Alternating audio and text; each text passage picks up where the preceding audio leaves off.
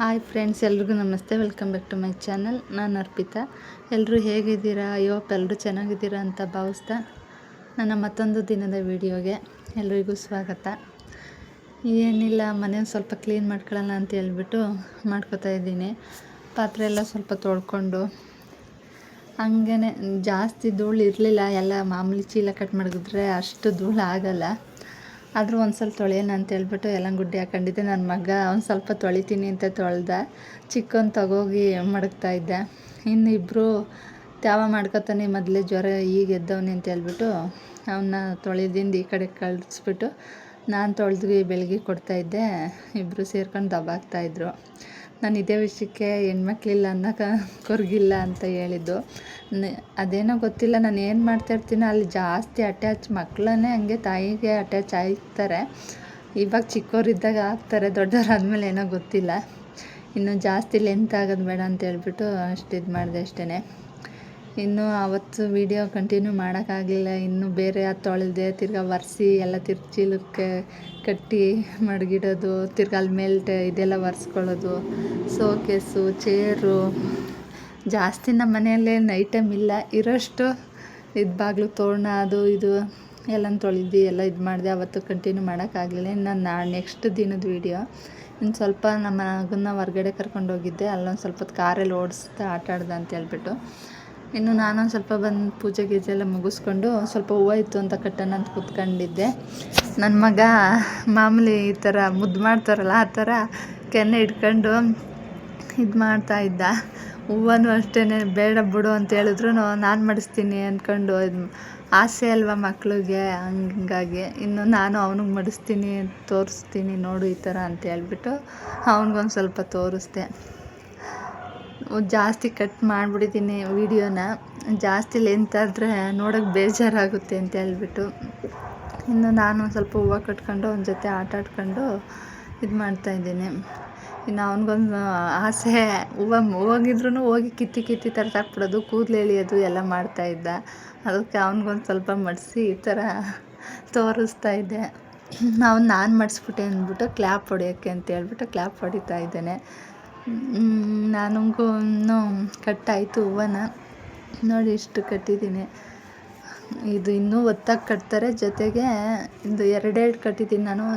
4 ಕಟ್ಟೋದು ಹೂವು ಕಟ್ಟೋರೆಲ್ಲ ಆ ಥರ. ಆದರೆ ಯಾವುದೇ ಹೂವು ಆಗಲಿ ಕಟ್ಟಿದಾಗ ಅವತ್ತು ದಿನ ಮಾತ್ರ ಫ್ರೆಶ್ ಆಗಿರುತ್ತೆ. ನೆಕ್ಸ್ಟ್ ದಿನಕ್ಕೆಲ್ಲ ಬಾಡೋಗುತ್ತೆ. ಹಂಗೆ ಬೆಳಗ್ಗೆಯಿಂದ ಸಂಜೆ ಗಂಟೆ ಇರ್ಬೋದು, ಒಂದು ದಿನ ಇರುತ್ತೆ ಅಷ್ಟೇ. ಯಾವುದೇ ಹೂವು ತಗೊಂಡ್ರು ಅಷ್ಟೇ, ಮರಳೆ, ಮಲ್ಲಿಗೆ, ಈ ಥರ ಹೂವು, ಕಣಗ್ಲು ಹೂವು ಎಲ್ಲ ಅಷ್ಟೇ. ಕನಕಾಂಬ್ರ ಫ್ರೆಶ್ ಆಗಿರುತ್ತೆ, ಒಂದು ಸ್ವಲ್ಪ ಬಾಡೋದಂಗೆ ಆಗಿರುತ್ತೆ. ಇನ್ನು ಪಾತ್ರೆ ನೆಕ್ಸ್ಟ್ ದಿನದಲ್ವ, ಹಂಗಾಗಿ ಅವೆಲ್ಲ ದಬ್ಬಾಕ್ತಾಯಿದೆ. ಇನ್ನು ಇಡ್ಲಿಗೆ ಅಂದ್ಬಿಟ್ಟು ಸ್ವಲ್ಪ ಅದು ಉದ್ದಿನ ಬೇಳೆ ಇರುತ್ತಲ್ಲ, ಅದು ಸಿಪ್ಪೆ ನೆಂದಾಗ ಬಿಡುತ್ತೆ. ಹಂಗಾಗಿ ಅದನ್ನು ಒಂದು 2-3 ಸಲ ತೊಳೆದ್ರೆ ಹಿಂಗೆ ಕಿವುಚ್ಬಿಟ್ಟು ಮೇಲ್ಗಡೆ ಸಿಪ್ಪೆಲ್ಲ ಹೋಗ್ಬಿಡುತ್ತೆ. ಇನ್ನು ಅದೆಲ್ಲ ತೊಳೆದು ರೆಡಿ ಮಾಡಿ ಇಟ್ಟೆ. ಇನ್ನು ಮಿಕ್ಕಿದ ಪಾತ್ರೆನೂ ತೊಳ್ಕೊಂಡು ಸ್ವಲ್ಪ ಹೊತ್ತು ಕೂತಿದ್ದೆ. ಹುಡುಗರೆಲ್ಲ ಆಟ ಆಡ್ತಾಯಿದ್ರಲ್ಲ ಅಂತ ಹೇಳ್ಬಿಟ್ಟು ಇದನ್ನು ಆಟ ಸಾಮಾನೆಲ್ಲ ಸುರಿದಿದ್ರು. ಅವನು ಸ್ವಲ್ಪ ಎತ್ತು ಮಾಡಿಬಿಟ್ಟು ಸ್ವಲ್ಪ ತಲೆಗೆ ಎಣ್ಣೆ ಹಾಕೋಣ ಅಂತ ಹೇಳ್ಬಿಟ್ಟು ಬಿಸಿ ಮಾಡಿಕೊಂಡು ಅವನಿಗೊಂದು ಸ್ವಲ್ಪ ಎಣ್ಣೆ ಹಾಕ್ತೆ. ಇನ್ನು ಮೆಹಂದಿ ನನ್ನ ಮಗ ದೊಡ್ಡವನಿಗೆ ಹೇಳಿದ್ದೀನಿ ಆಲ್ರೆಡಿ. ಇವ್ರನ್ನ ಪಕ್ಕದವ್ರು ಹಾಕ್ಕೊಂಡು ಹುಡುಗಿರ ಆಸೆ ಅಲ್ವ, ಆ ಥರ ಇವನು ನನಗೂ ಸುಮ್ಮನೆ ಹಾಕು ಅಂತಾನೆ. ಇವತ್ತು ಅವನು ನೋಡಲಿಲ್ಲ, ಚಿಕ್ಕವನೇ ಹೋಗಿ ನೋಡ್ದ. ಹಂಗಾಗಿ ಅವ್ನಿಗೊಂದು ಸ್ವಲ್ಪ ಹಾಕ್ಕೊಟ್ರು ಅವ್ನು ಇರಲ್ಲ, ಸುಮ್ಮನೆ ಒರೆಸ್ಕೊಬಿಡ್ತಾನೆ, ತೊಳೆದು ಬಿಡೋದು ಒರೆಸ್ಕೊಬಿಡೋದು ಆ ಥರ ಮಾಡ್ತಾನೆ. 5 ನಿಮಿಷನೂ ಇಲ್ಲ, 2 ಸೆಕೆಂಡ್ ಅಷ್ಟೇ. ಆದರೂ ಈಗಿನ ಮೆಹಂದಿ ಏನೋ ಗೊತ್ತಿಲ್ಲ, ಒಂಥರ ಕೆಂಪು ಕತ್ಕೊಬಿಡುತ್ತೆ ಕೈಗೆ. ಆಮೇಲೆ ಅದ್ರ ಗಮನೂ ಅಷ್ಟೇ ಘಮ ಅಂತ ಇರುತ್ತೆ, ಏನಾಗ್ತಾರೋ ಗೊತ್ತಿಲ್ಲ. ಇನ್ನು ಊರ ಕಡೆದೆಲ್ಲ ಸುಣ್ಣ ಹಾಕಿದ್ರೆ ಚೆನ್ನಾಗಿ ಅಂತ ಬರುತ್ತೆ, ಸುಣ್ಣ ಹಾಕಿದ್ರೆ ರಾತಾಗಿ ಬರುತ್ತೆ ಅಂತ ಹೇಳ್ಬಿಟ್ಟು. ಇನ್ನು ಸಕ್ಕರೆ ನೀರು ಹಾಕ್ತಾರೆ ಬಿಟ್ಟಾದಮೇಲೆ ಆ ಥರ. ಆಮೇಲೆ ಒಬ್ಬೊಬ್ಬರು ಬಾಡಿ ಇಟ್ಟಿದ್ರೆ ಅದನ್ನು ತಂಪು ಮಾಡುತ್ತೆ ಅಂತ ಹೇಳ್ಬಿಟ್ಟು ಮೆಹಂದಿ ಹಾಕೋತಾರೆ. ಇನ್ನು ಊರ ಕಡೆ ಎಲ್ಲ ಮನೆ ಮುಂದೆಲೇ ನೆಡ್ತಿದ್ರು ಅವಾಗೆಲ್ಲ, ಇವಾಗೆಲ್ಲ ಅಲ್ಲೂ ಕಡಿಮೆ ಆಗ್ಬಿಟ್ಟೈತೆ. ಎಲ್ಲ ಹತ್ರನೂ ಇಷ್ಟೇ. ಆದರೂ ಅದ್ರ ತಳಿ ಅನ್ನೋದು ಇರುತ್ತಲ್ಲ, ಎಲ್ಲ ಒಂದು ಕಡೆ ಒಂದಾರು ಇದ್ದೇ ಇರುತ್ತೆ. ಇನ್ನು ಹಿಟ್ಟು ರುಬ್ಬಿಟ್ಟಿದ್ನಲ್ಲ ಆಗ ನೈಟೇ ಇವ್ರು ತಿಂತಾರೋ ತಿನ್ನಲ್ವೋ ಅಂದ್ಬಿಟ್ಟು ಅನ್ನನ ಅಂತೇಳ್ಬಿಟ್ಟು ಒಂದು ಆವಾಗಲೇ ಹಾಕತ್ತೀನಿ ಅಂದರೆ ಸ್ವಲ್ಪ ಬೇರೆ ಇದಕ್ಕೆ ಹಾಕ್ಕೊಂಡು ಅದಕ್ಕೆ ಉಪ್ಪು ಒಂಚೂರು ಸೋಡಾ ಹಾಕಿದ್ರೆ ಹಾಕ್ಬೋದು, ಇಲ್ಲಾಂದರೆ ರೊಟ್ಟಿ ಥರ ಆಗುತ್ತೆ. ಒಂದು ಬಿಟ್ಕೊಟ್ಟಿದ್ದೆ ನೈಟು ನನ್ನ ಚಿಕ್ಕ ಮಗನಿಗೆ. ಇನ್ನು ಬೆಳಗ್ಗೆ ಸ್ವಲ್ಪ ಇಡ್ಲಿ ಮಾಡಿಕೊಂಡೆ. ಮೊಳಕೆ ಕಾಳು ಕಟ್ಟಿದೆ, ಹೆಸ್ರು ಕಾಳು. ಅದಕ್ಕೆ ಹಂಗಾಗಿ ಮಾಮೂಲಿ ಗೊಜ್ಜು ಮಾಡ್ತೇವಲ್ಲ ಅದೇ ಥರನೇ, ಜಾಸ್ತಿ ಏನಿಲ್ಲ. ಇನ್ನು ಅದೆಲ್ಲನೂ ಗೊಜ್ಜಿಗೆ ಹಾಕಿ ಕೂಗಿಸ್ದೆ. ಒಂದು ವಿಸಲ್ ಸಾಕು, ಮೊಳಕೆ ಕಾಳಲ್ವ ಹಂಗಾಗಿ. ಇನ್ನು ಇಡ್ಲಿನೂ ಒಂದು ಕಡೆ ಇದು ಮಾಡಿದೆ, ಹಾಕ್ಕೊಂಡೆ. ಇನ್ನು ಒಂದು ಕಡೆ ಜ್ಯೂಸ್ಗೆ ಅಂತ ಹೇಳ್ಬಿಟ್ಟು ನಮ್ಮ ಮನೆಯವ್ರೇನು ಒಂದೊಂದು ಸಲ ಊಟ ತಗೊಂಡು ಹೋಗಲ್ವಲ್ಲ, ಆವಾಗ ಈ ಥರ ಜ್ಯೂಸ್ ಮಾಡ್ತೀನಿ. ಇನ್ನು ಇದಕ್ಕೆ ಸಬ್ಜಾ ಸೀಡ್ಸ್ ಅಂತಾರಲ್ಲ, ಅದು ಏನು ಇದಕ್ಕೂ ಒಳ್ಳೆಯದು, ಸ್ಟೋನ್ ಇರುತ್ತವಲ್ಲ ಕಿಡ್ನಿ ಸ್ಟೋನ್ಗೆ, ಅದಕ್ಕೂ ಒಳ್ಳೆಯದು ಅಂತ ಹೇಳ್ಬಿಟ್ಟು ಈ ಥರ ಅದಕ್ಕೆ ನೈಟೇ ನೆನೆ ಹಾಕಿದ್ದಕ್ಕೆ ಇದ್ರ ಜ್ಯೂಸ್ ಒಳಗಡಿಕೆ ಮಾಮೂಲಿ ಸಕ್ಕರೆ ಜ್ಯೂಸ್, ನಿಂಬೆಹಣ್ಣು ಇದೆಲ್ಲ ಹಿಂಡಿ ಆದರೂ ಒಂದು ಸ್ವಲ್ಪ ಸಾಲ್ಟು ಹಾಕೊಳ್ಳಿ, ಚೆನ್ನಾಗಿರುತ್ತೆ ಒಟ್ಟಿನಲ್ಲಿ. ಅದಕ್ಕೆ ಸಬ್ಜಾ ಸೀಡ್ಸ್ ಆ್ಯಡ್ ಮಾಡಿ ಮಿಕ್ಸ್ ಮಾಡಿ ಕೊಟ್ಟರೆ ಜ್ಯೂಸ್ ರೆಡಿ ಆಗುತ್ತೆ ಅಷ್ಟೇ. ಇನ್ನು ನಾನು ಅವ್ರು ಹೋದ್ಮೇಲೆ ಚಾಪೆ ಎಲ್ಲ ನೆತ್ತಾಕೊಂಡು, ಅಷ್ಟಾಗಂಟು ಆಗಲ್ಲ, ಇವನು ಒದ್ದಾಡ್ತಾ ಇರ್ತಾನೆ ನನ್ನ ಮಗ. ಇನ್ನೂ ಸ್ಕೂಲ್ಗೆ ಹೋಗೋಕ್ಕೆ ಅವನು ಆಗೆದ್ದು ಇದು ಮಾಡ್ತಾ ಇರ್ತಾನೆ. ಹಂಗಾಗಿ ಅವ್ರಿಗೆ ರೆಡಿ ಮಾಡೋದು ಆ ಥರ ಟೈಮ್ ಆಗಿಬಿಡುತ್ತೆ. ಸ್ಕೂಲ್ಗೆ ಎಷ್ಟೋ ದಿನ ರಜೆನೇ ಆಗ್ತಾ, ಏನು ಮಾಡೋಕ್ಕಾಗಲ್ಲ. ಇನ್ನು ಮಧ್ಯಾಹ್ನ ಅಲ್ಲ ಬೆಳಿಗ್ಗೆನೇ ಅವನಿಗೆ ಇಡ್ಲಿ ತಿನ್ನಿಸ್ತಾವನೆ ಚಿಕ್ಕವನಿಗೆ. ಒಂದೊಂದು ಸಲ ಇಷ್ಟೇ ಪ್ರೀತಿ ತೋರ್ತಾರೆ, ಒಂದೊಂದು ಸಲ ಅಷ್ಟೇ ಕೋಪ ಬಂದ್ಬಿಡು. ಆಟ ಆಡಿದಾಗ ಏನಾರು ಕೊಡಲಿಲ್ಲ ಅಂದರೆ ಕೋಪ ಬಂದ್ಬಿಡುತ್ತೆ. ಹಂಗಾಗಿ ಆವಾಗ ಹೊಡಿಯೋಕ್ಕೆ ಹೋಗ್ಬಿಡ್ತಾನೆ.